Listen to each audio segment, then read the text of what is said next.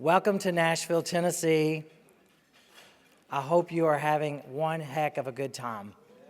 Good. This is a city created by entrepreneurs. So as you get to spend a little bit of time outside this building, we hope you'll visit some of the major landmarks that people who dared to dream have created. You'll also find something interesting about the locals. Almost everyone who lives here has at least one good country music song they'd like to write and a business they'd like to start. Now, I tell most of them I really don't want to hear you sing, but I really want to hear your business. I'm Michael Burcham, and I'm the president and CEO of the Nashville Entrepreneur Center, and we've been delighted to be a partner here for the summit. And our organization has run the competition, and you're going to get to see our finalists today. So it's an extreme pleasure for me to be here with you. I'd like to tell you a little bit about the center and a little bit about the competition before we immediately launch into you getting to hear these startups. First is our center was founded in 2009 in the fall. We wanted to really find a way to help our creative capital stay locally. So we built the center around 4 key verticals, which has been the strength of our city: our healthcare industry, our technology industry, our digital media, which includes music, and our 4th important pillar is social enterprise. And each year we work with Don and the team locally here to make sure that we are mindful in helping individuals who want to do good build sustainable business models that are self-funding, and we're delighted to be their partner in that. This competition started for us about 2 years ago. Last year we did what was a more regional conference around and summit around the activities of social enterprise and a competition around it. And we had a really good regional competition. So we decided this year, let's do national since your national organization was coming here. So the competition kicked off about 5 to 6 months ago. We had over 200 individuals apply. By the time it was done, we had about 168 folks who met all the criteria and got everything in on time to be considered. You know, it's important to show up on time. Of the 168, we went through a semifinal round and a final round, and today you're going to get to hear from our top 3. These top 3 come from Seattle, Chicago, and New York, and we're delighted to welcome all of you to Tennessee and Nashville, and I wish all of you good luck. They're all sitting right here on the front with me. Before we hear them, I'd like to introduce our judges. Our judges are here at the front table, so when I call your name, if you'll stand up or wave so they know you're here. The first is Rebecca Massasak with TechSoup Global, Tim Robinson with UPS, Ted Levinson, RSF Social Finance, Tamara Ryan, Women's Bean Project, Joanne Pullis, Hospital Corporation of America's Foundation, and Charlie Brock, CEO of Launch Tennessee. Let's give them all a hand.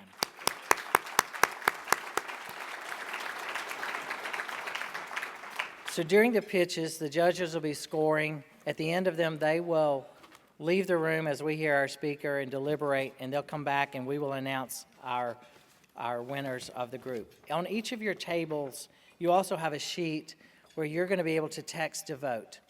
It's also in your program overall. But be sure to vote as you look at these companies and consider who you want to win, because we're very curious to know who you pick versus who the judges pick. So don't forget to text to vote. So with that, I'm going to get out of the way and let's get the party started. And first up, Conscious Step, good luck. Let's hear what they have to say. Welcome to the podium.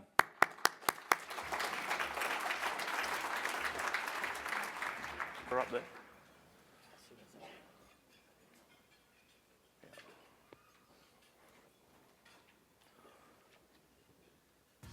This is for the people that have figured it out, that it's the small decisions we make that add up to the big differences.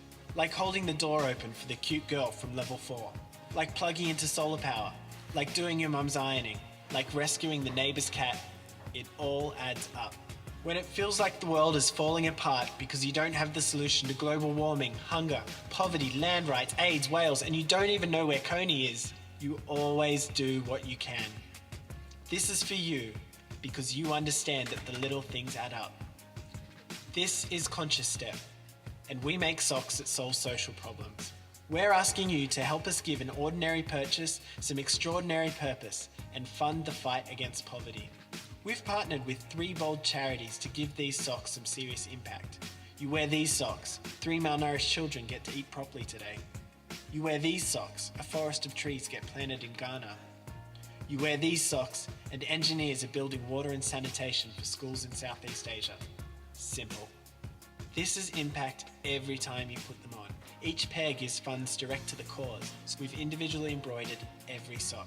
When you're out and about, you can wear your cause with pride. You'll know who around you cares about the same things you do, and they can see you standing up for what you believe in. And when your socks arrive, you'll know its impact is multiplied by the effects of socks arriving all over the world. Why don't you plant some trees, feed the hungry, educate some kids? Face it, your sock drawer needs it too. Help us change the world one step at a time. Back this project, pledge money, tell your friends, but most importantly, wear these socks and stand up for what you believe in. The world is changed by the combined impact of many people, and you're invited.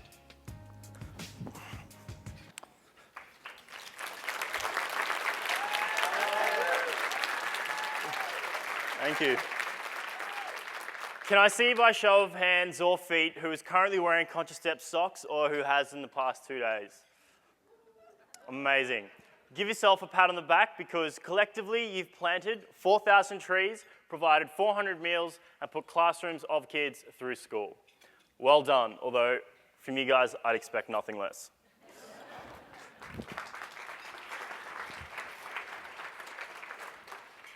My name is Hassan from Sydney. This is Prashant from New York, and we're 2/3 of Conscious Step, a brand of sustainable, ethically manufactured sock where each design is matched to a different cause and charity.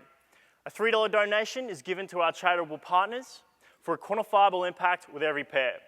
For example, these bad boys here have allowed Prashant to plant 30 trees in Ghana, which is a good sock to tree ratio by anyone's definition.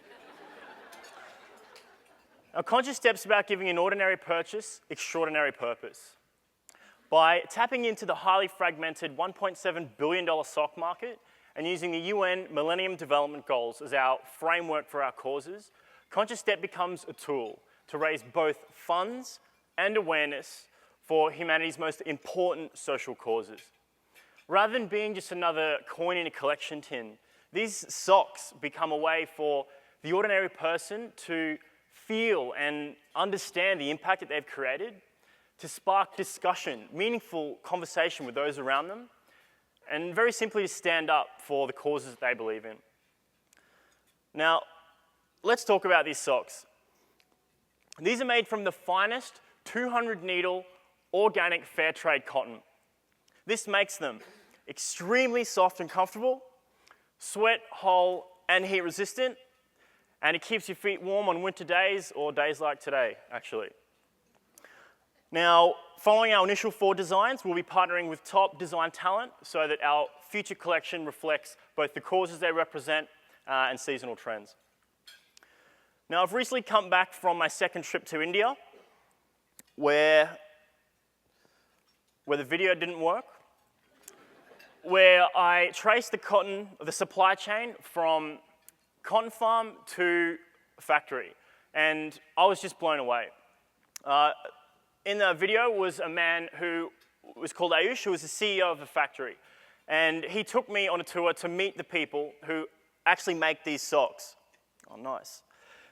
And the youngest employee was older than I am, and he was saving to go to university.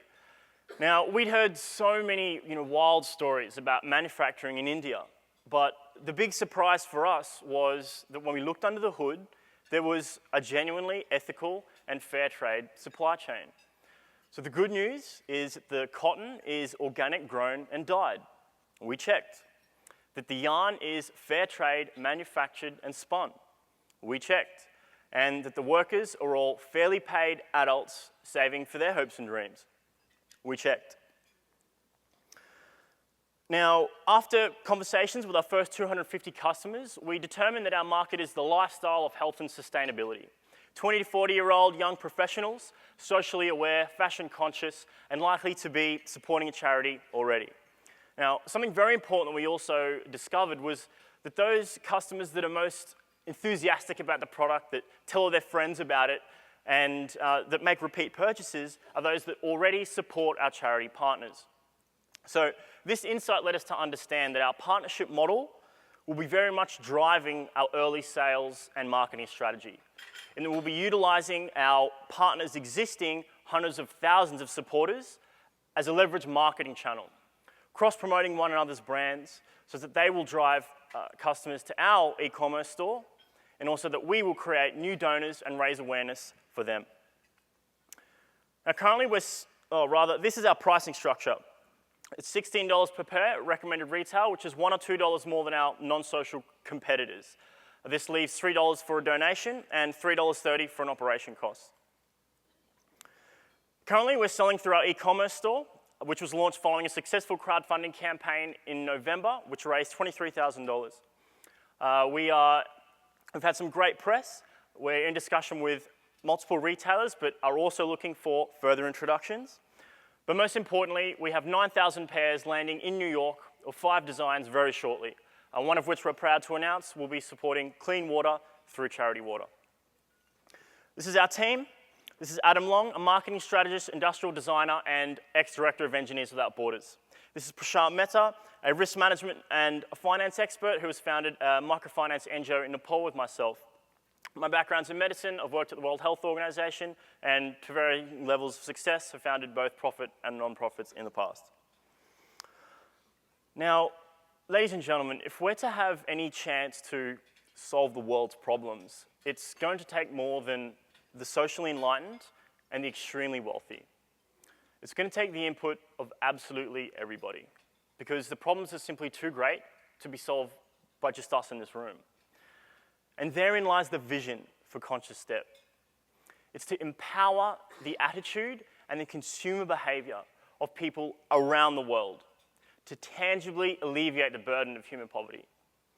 And while socks is a great start because everybody wears socks and brand loyalty is non-existent, it's but one of countless ordinary purchases that can be given extraordinary purpose. One of many billion-dollar markets where the profits can be channeled to fund the solutions for human inequality. So while today, and I thank you that it's Conscious Step socks on your feet, make sure that tomorrow it's Conscious sheets on your bed and Conscious solar panels on your roof. Thank you very much.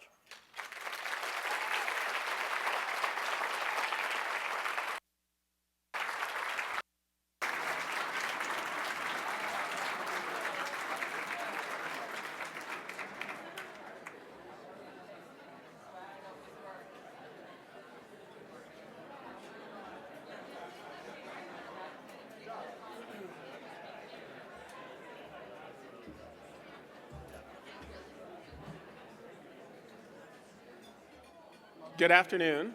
My name is Daryl Palmer, and I'm the CEO of Hero Tech Forge. At Hero Tech Forge, we assist veterans to transition to in-demand, high-paying jobs in the technology sector.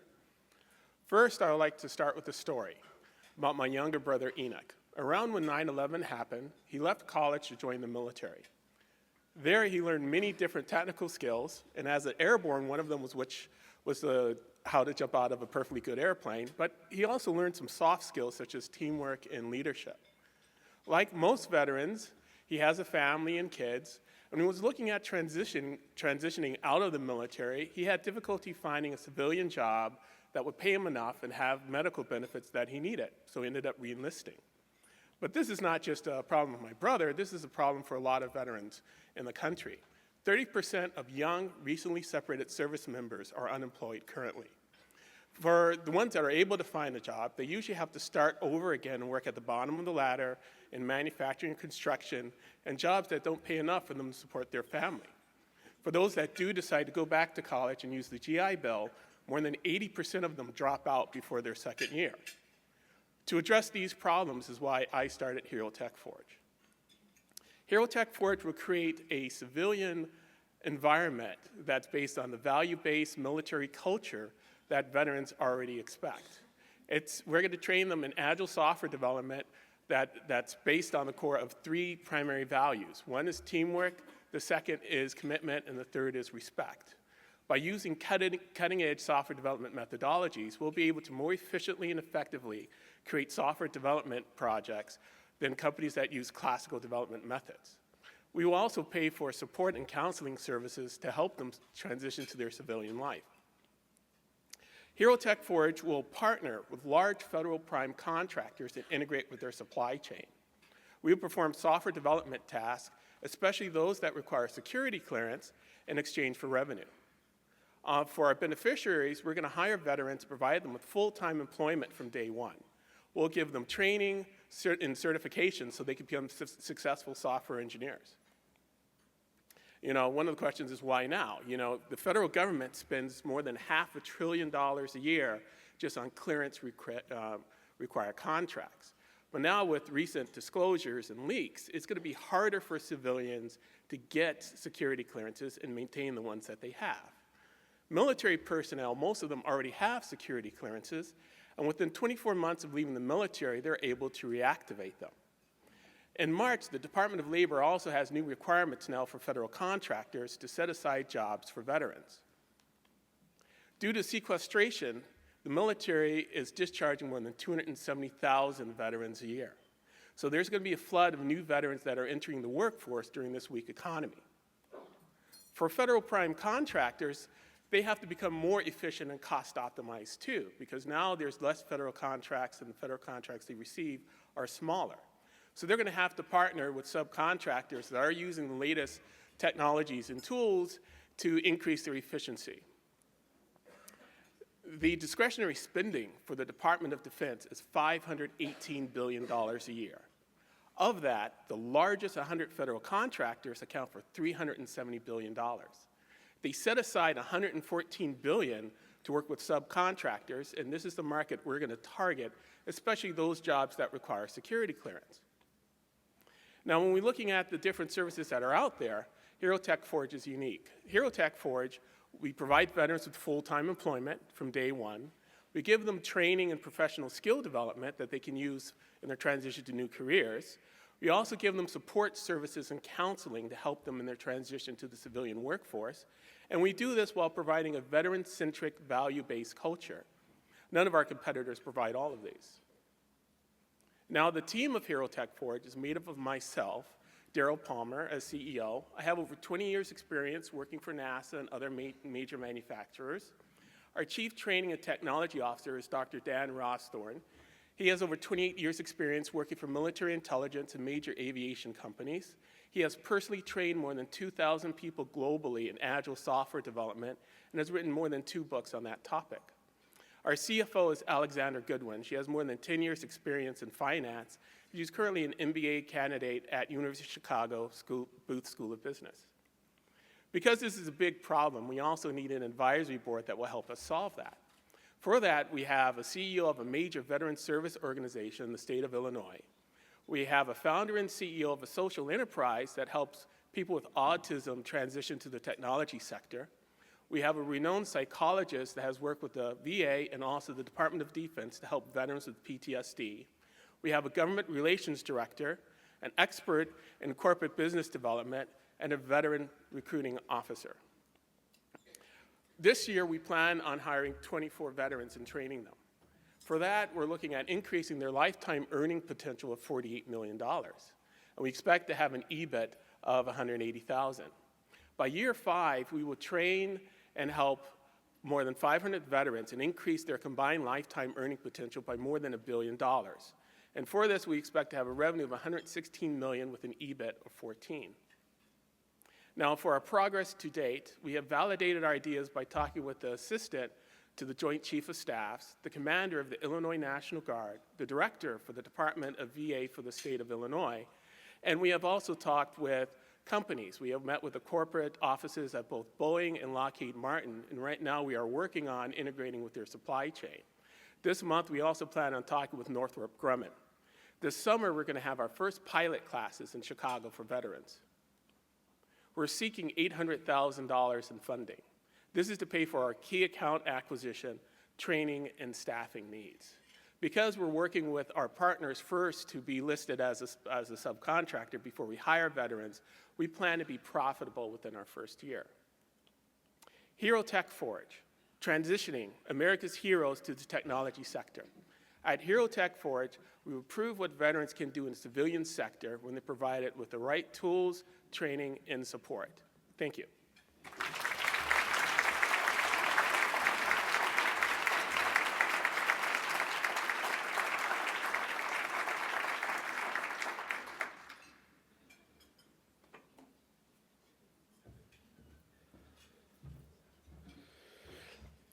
Hello, Nashville. It's a pleasure to be here. Your personal energy security is now defined by having power for your phone and also having power for light if the lights go out. And power for these devices is now based on having a USB port with power in it. These little plugs are now everywhere. 10 years ago, there was no USB, and now there's 10 billion of these things floating around the world, and they are everywhere. They're on every continent, and they are in amazing numbers of places. In the third world, and also in our own camping gear. When we go off-grid for any reason, for work or for pleasure, we're taking our phones and our gadgets, and these things are becoming really important to us. When we don't have that power, we start to twitch. But this power is not just for phones and for lights. Keep in mind that anything that is small and electrical is moving to the USB power standard. This now means GPS devices for navigation. It means ventilation fans. It means sterilization devices. It means tablets that you can do education and communication and training with off the grid. You can even use USB power to disinfect drinking water. You can drop a ultraviolet light charged by USB into a cup of water and sterilize it, and 500 times on a single USB charge. So the world needs that USB. But what happens if you live off the grid and you don't have it? That is the question that we decided to tackle, and we started to realize there's power for USB in nature all around us. We decided to find a way to harvest energy from nature and put it in a can. Why a can? Because there's certain companies that can get a can to anybody, anywhere. And we started off targeting hydropower because hydropower, water power, is found in rivers and streams all around the world and all around us. And we're targeting 1.5 billion people who live off the grid. And right now, they spend over $50 billion a year in cash to charge their phones and to buy fuel for kerosene lanterns that they use for light at night. And every one of those kerosene lanterns can be replaced by a simple LED lamp with a USB battery pack. That's $50 billion a year in cash from the poorest people in the world who live on $2 a day. So for them to be able to have a source of power free from nature makes a huge impact on their lives. But they're in developing countries, and I'm here in Nashville, and we're going to have a long leap to get there. So we have to have bridge customers, and the bridge customers we're targeting is the American camping market. Every year in the United States, over 500,000 people buy a lightweight camping stove for backcountry camping. Why? Because they're going to be gone off-grid long enough that they have to bring their own fuel support. Every one of those 500,000 people, when they're making that purchase decision for a lightweight camping stove, is also going to be looking for a power source they can take with them. Now, these stoves are replaced maybe once every 10 years, so this implies an installed base of 5 million units out there. That's 5 million people that are ready to start finding and buying an off-grid power source. My partner and I decided to tackle this because we're well equipped for it. I spent 25 years working for the U.S. Agency for International Development doing clean tech transfer to Southeast Asia and to South America, and I started a hydropower company in Seattle making small hydrokinetic turbines that operate in rivers and canals for off-grid power generation. And at that company, I hired Dane Roth to be our industrial designer, and he's the guy that designed the turbines you see in these photographs. But before Dane worked for me, he was the designer of the Sonicare toothbrush. Anybody have a Sonicare toothbrush? He's also the designer of the Clarisonic brush. Anybody have a Clarisonic product? Dane's a wizard at making little machines that operate underwater. So the two of us, first of all, began by finding we found a Chinese flow meter with a tiny little turbine in it to power the flow meter. So we hacked it, and we put a USB port on it, and we attached it to our faucet, and lo and behold, we're making USB power by running our kitchen sink. So Dane and I said, let's put this in a soda can, and he designed a turbine with a rotor and a generator and a battery and USB pack that all fits in a soda can.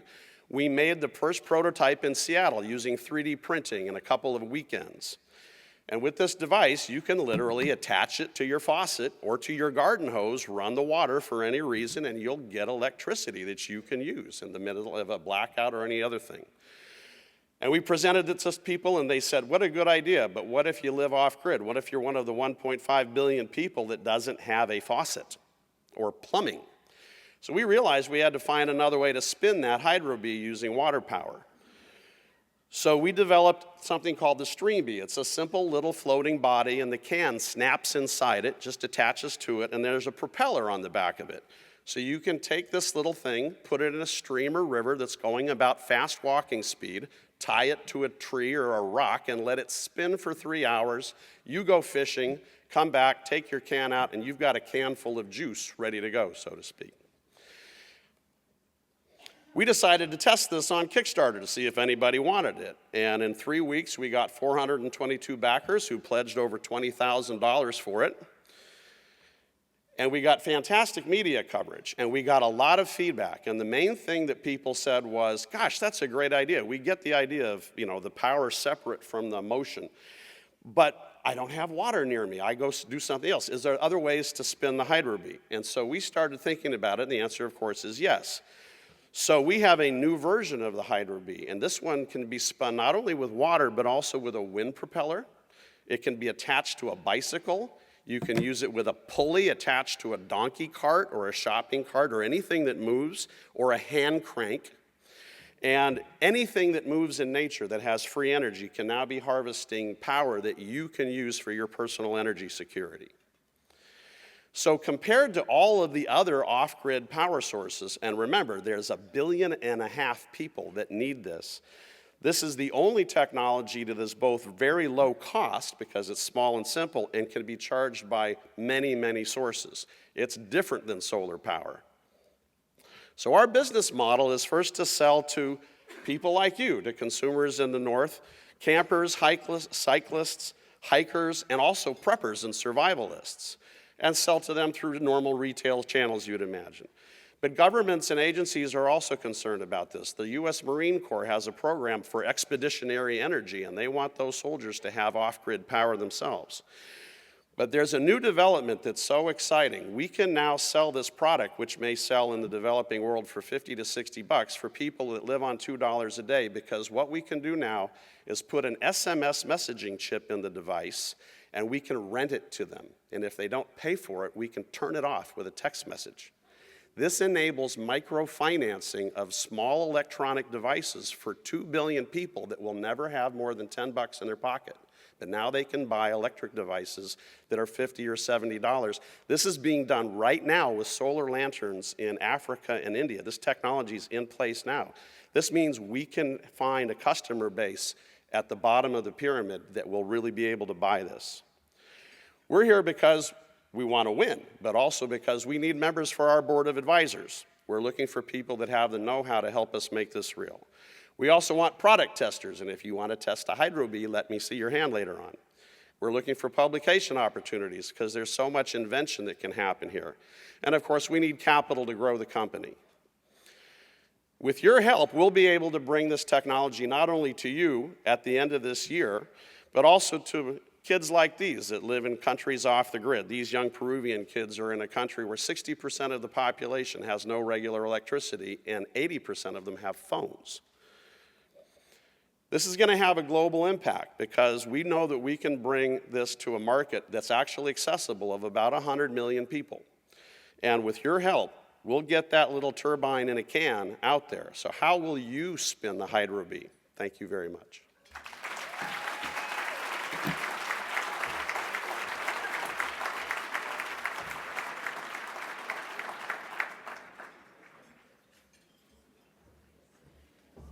Okay, so we're to the moment of truth for these. If you wouldn't mind, look on your table, pick up the text to vote. It should be coming up on the screen as well. The code you will use is in the orange. You send it to the number in blue, just making sure you got that. Our judges, we're dismissing you. You're going to go deliberate, and we will see how the audience picks versus how the judges picks. Okay, moment of truth. Well, before we read off winners, Kevin, I want to thank you for bringing this conference to Nashville. We're delighted that you chose our city to host, and we hope you'll be an even closer partner with us in the future as we endeavor to do more good things in social enterprise. And we're delighted you have our own Jim Shores, your board chair. We love Jim here in the city, and Jim, thanks for all you do for social enterprises here. And to Don, thank you for all your great work, both locally in organizing this conference and your tireless effort every day with no pay to make sure that social enterprises are recognized in Nashville. Let's give these guys a hand.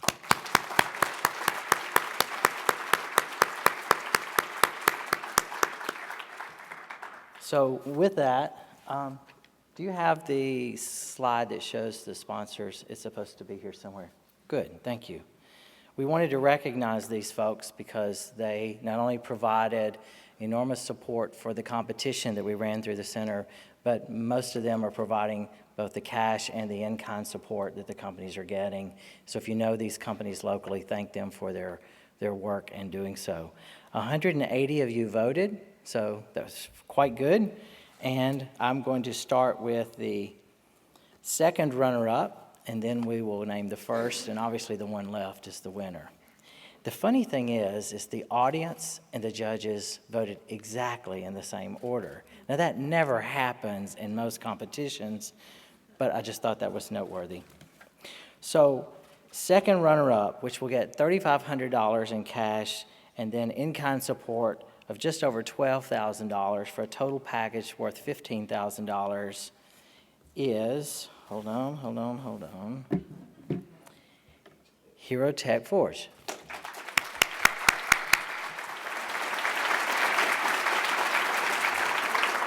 Congratulations. Step here, come on up. And our first runner-up, which will have $5,000 in cash, $17,000 in-kind support for just around $25,000 in total prize, is Conscious Step.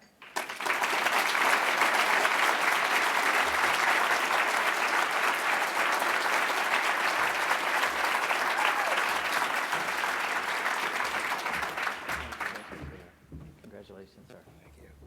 And obviously, our winner with $7,500 in cash, just over $36,000 in in-kind support for a total package of about $50,000, Hydro Bee.